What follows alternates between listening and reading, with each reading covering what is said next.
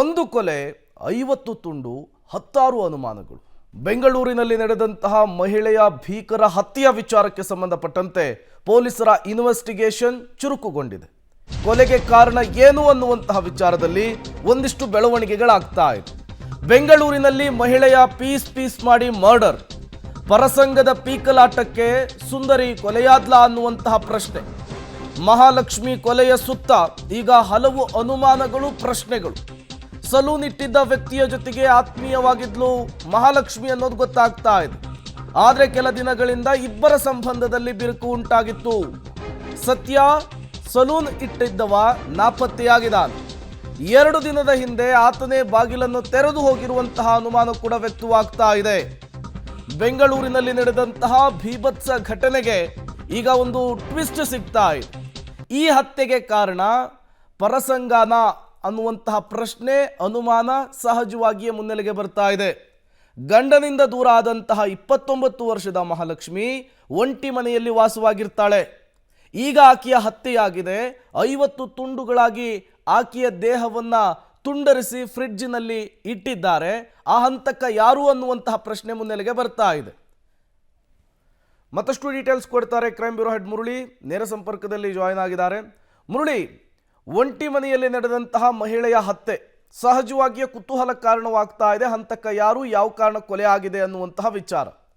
ಈಗ ಹಂತಕನನ್ನ ಬಲೆ ಬೀಸುವಂತಹ ನಿಟ್ಟಿನಲ್ಲಿ ಪೊಲೀಸರು ಕೂಡ 6 ತಂಡಗಳಾಗಿ ತಂಡವನ್ನು ರಚನೆ ಮಾಡಿಕೊಂಡಿರುವಂಥದ್ದು. ಕೊಲೆಗೆ ಕಾರಣ ಏನು ಅನ್ನೋದ್ರ ಬಗ್ಗೆ ಡೀಟೇಲ್ಸ್ ಏನಾದರೂ ಸಿಗ್ತಾ ಇದೆಯಾ, ಹೇಗೆ ಅಂತ?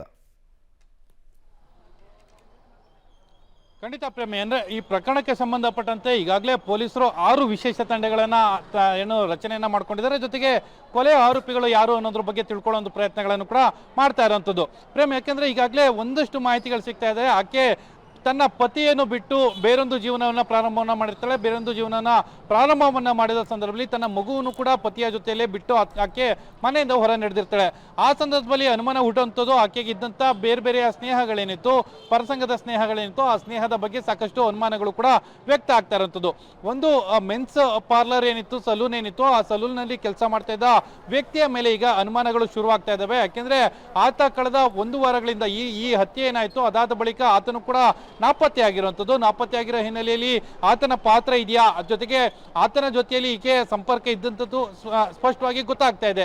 ಅಂದ್ರೆ ಕೆಲ ದಿನಗಳ ಹಿಂದೆ ಈ ಏನು ಸತ್ತಂತ ಮಹಿಳೆ ಏನಿದ್ದಾಳೆ, ಮಹಿಳೆಯ ಜೊತೆಗೆ ಆತನ ಸಂಪರ್ಕ ಕಡಿತ ಆಗಿತ್ತು.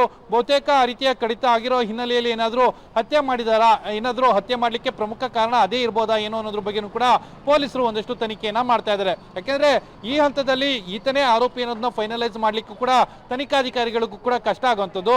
ಯಾಕೆಂದ್ರೆ ತನಿಖಾಧಿಕಾರಿಗಳು ಈ ಬಗ್ಗೆ ತನಿಖೆನ ಮಾಡ್ತಾ ಇರೋ ಸಂದರ್ಭದಲ್ಲಿ ಆಕೆಯ CDR ಇರ್ಬೋದು, ಆಕೆಯ ಸೋಷಿಯಲ್ ಮೀಡಿಯಾ ಇರ್ಬೋದು, ಇದನ್ನೆಲ್ಲ ಕೂಡ ವೆರಿಫೈನ ಮಾಡ್ತಾ ಇರ್ತಾರೆ. ವೆರಿಫೈನ ಮಾಡೋ ಸಂದರ್ಭದಲ್ಲಿ ಒಂದಷ್ಟು ಜನರ ಜೊತೆಯಲ್ಲಿ ಆಕೆ ನಿರಂತರವಾಗಿ ನಿಕಟ ಸಂಪರ್ಕವನ್ನ ಇಟ್ಕೊಂಡಿರುವಂಥದ್ದು.